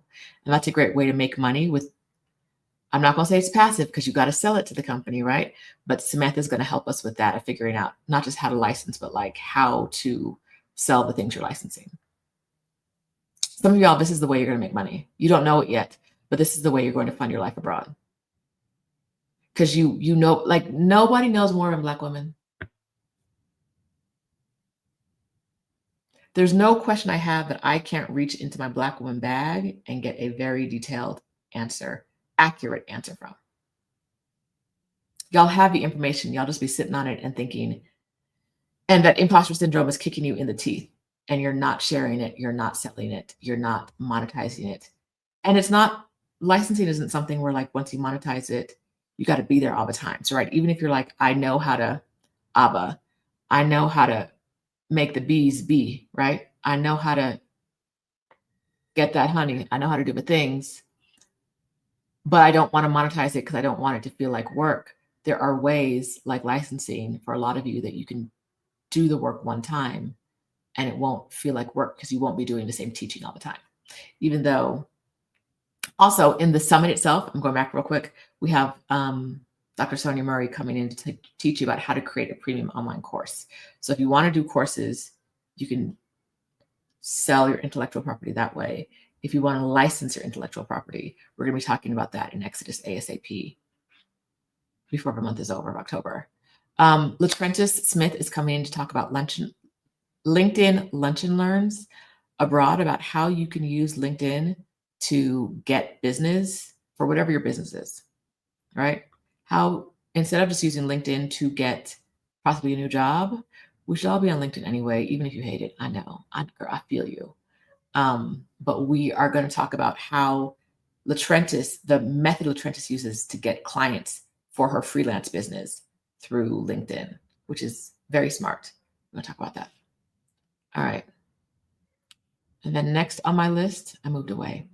Our next on our list is we have someone who imports wine coming to talk about importing and exporting as a way to create funds. So those of you who are like, I would love to, when I move to Thailand, to import Black hair products. We're going to talk about the things you need to know as you consider setting up an import business. You want to import grit to Montevideo? We're going to talk about it. We have a secret shopper coming in. Secret shopping, I think, is a way to make some money, but on its own, it's a really good way to decrease the expenses you have now. If you live in the US and you're trying to get your money right now, if you could get a couple meals a week for your family paid for through secret shopping so you didn't have to pay for them yourself, how would that impact your budget? Right? And you didn't have to cook. And you didn't have to cook, spend the time in the kitchen. turning the oven on, remembering to defrost the meat. Jesus. And then you got to cook it. Secret shopping is going to be a way some women make money, but it's also going to be a way that some women decrease their expenses. And so I'm really excited for this one. The last week of February, on the Monday, not that we do coaching on Thursdays, but on the Monday, because that Thursday is Thanksgiving, we're talking about turning your art into income with Courtney Bowden, who is the host of Black Expat Stories and is writing a book of I think the same title. She's host of the podcast and writing the book. And that's not the name of the book. The book has a different name. But we're talking about how, if you're a creative, how you can make money from your creativity abroad. And Courtney's someone who's done it. So we're really happy to have her in Exodus ASAP. So those are things that are happening in Exodus ASAP, which you can join on a month-to-month basis at any point. You can also join by upgrading your current ticket to the Accelerator bundle and get a discount. We bundle them together to give you a discount. So if you want that discount, the Accelerator bundle is waiting for you, and those sessions are going to really help you. Yes. Okay. Greta's defrosting chicken right now, girl.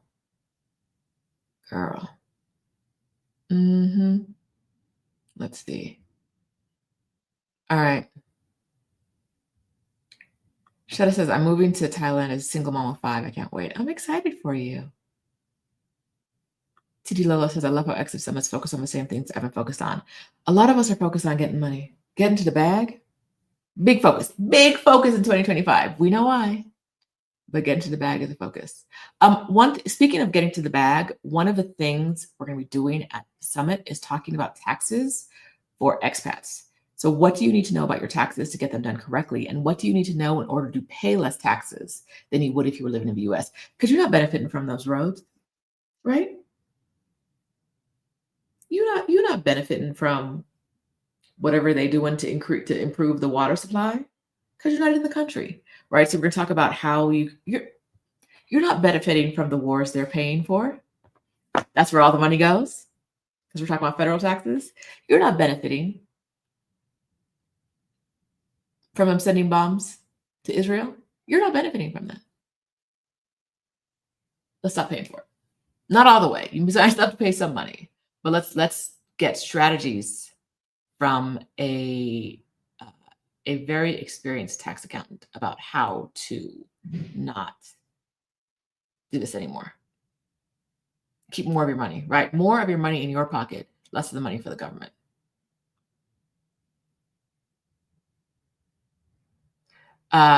Dita says the Accelerator bundle is ASAP past and future. At any point when you join Exodus ASAP, including through the Accelerator bundle, you can watch everything that's happened in the past, except for the individual accountability groups. We don't record.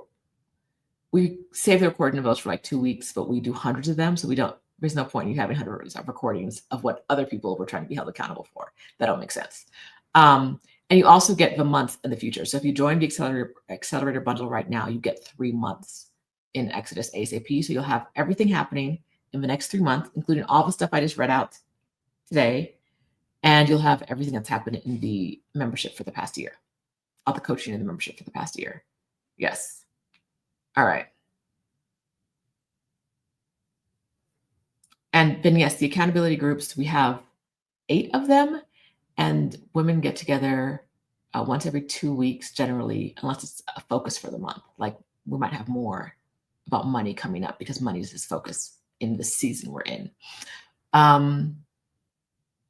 All of the accountability groups are there so that you can connect with other women who are doing the same thing. So if cleaning out your house is your focus, if decluttering, you can meet with an accountability group about for declutterers to figure out, what are we doing next? What are you doing? Because I feel stuck, right? Or if you don't feel motivated, you can be in your accountability group and get support from women who are dealing with the same thing you're dealing with, which is one of the really awesome things about Exodus ASAP. All right.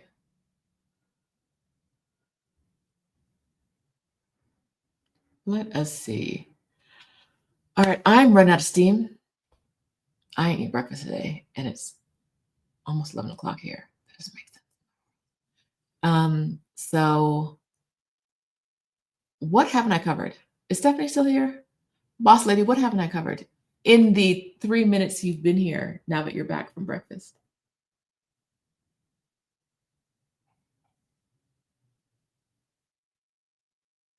Mm, mm.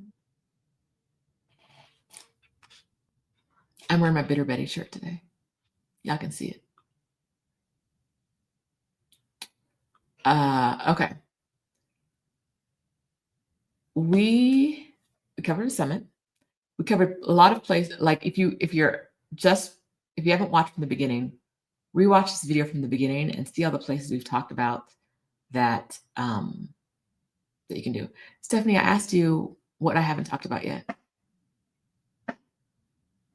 There are a lot. We talked about a lot of places in Mexico, in the Caribbean, Guatemala, Costa Rica, Nicaragua, Belize, Colombia, Ecuador, Brazil, Uruguay, Vietnam, Thailand, Cambodia, Malaysia, Namibia, South Africa. Oh, there was a question about Burkina Faso. Let me finish the list first. Albania, Georgia, Italy, Peru. We talked about a little bit as well. There was a question about Burkina Faso. I don't know if I can find it. But then someone else wrote back a very good comment.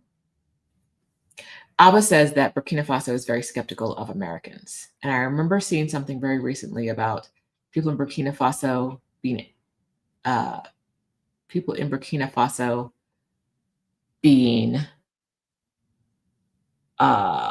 like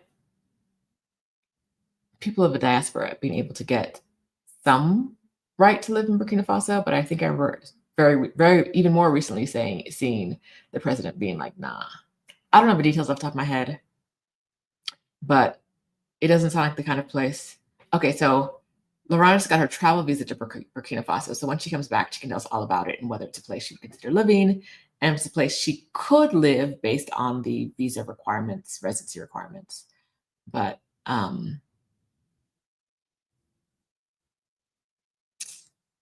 yeah, I haven't. I put Ghana right now. Burkina Faso and Ghana are on the same list for me, and that are places where people say, "Oh, if you're Black, you can live there," but I ain't seen it. Not that it can't happen, but I'm not seeing it happen in mass. I'm seeing it happen in Ghana for celebrities and people with connection. I'm not seeing it happen for a lot of regular people. I'm seeing it. And when I say a lot of regular people, what I mean is that when I see those ceremonies, like those citizenship ceremonies, I can see the celebrities. I assume everybody else in the midst is connected somehow or has an in, right? Ibrahim said we can't get citizenship in Burkina Faso. I knew there was something this week. It's one of those places where I'm like, I hear people talking about it, but I don't see it happening. Okay, so Stephanie wants me to talk about Fiji. We love Fiji. And rent in Fiji can be $600 a month. Now you're in Fiji. It's not easy to get to or to come from. If you want to go to Australia, New Zealand from Fiji, not hard, right? Coming back to the US takes a little time, takes a little money.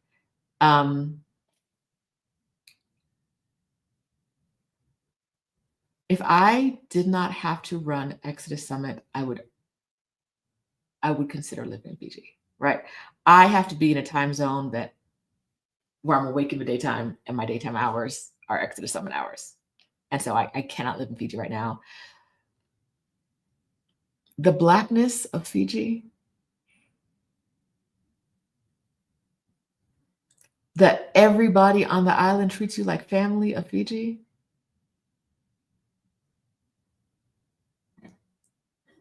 I cannot wait to go back. Who buying me a ticket? Let's go. Let's go.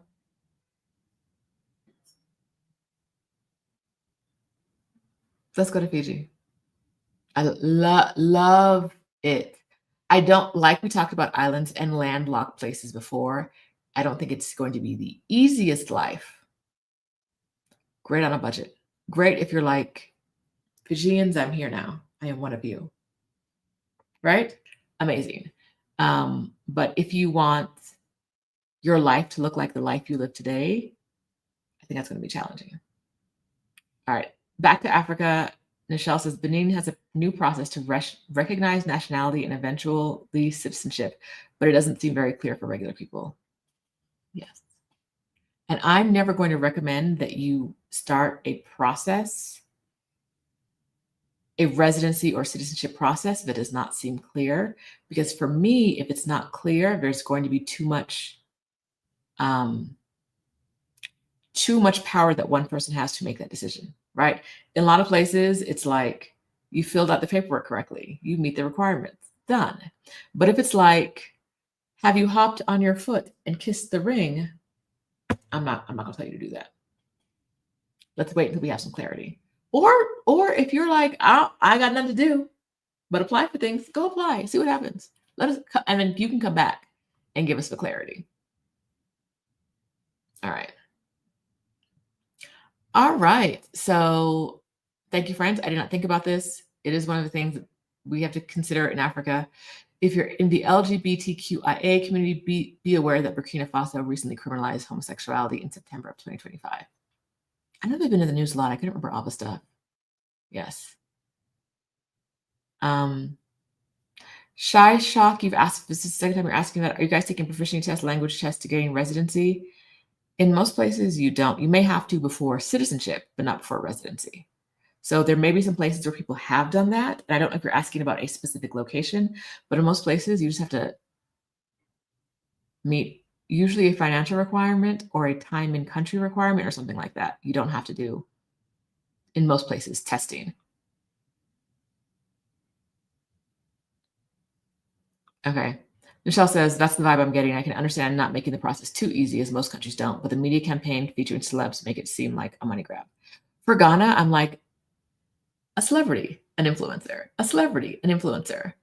I think this is somebody's cousin right here. Like that's what I see when I see those ceremonies in Ghana. Not that those aren't people who deserve citizenship as much as anybody else, but I think that anybody can do it that we hear on the internet is not ringing true. All right. I think we've done it for the day. Thank you for being here. I'm very, very excited about seeing you guys at Exodus Summit this year. It is happening October 10th through 13th. Reminder again, all the ticket prices you see on the website at exodussummit.com, every single price is going up early on the morning of the 10th. Your last day to get today's price is October 9th.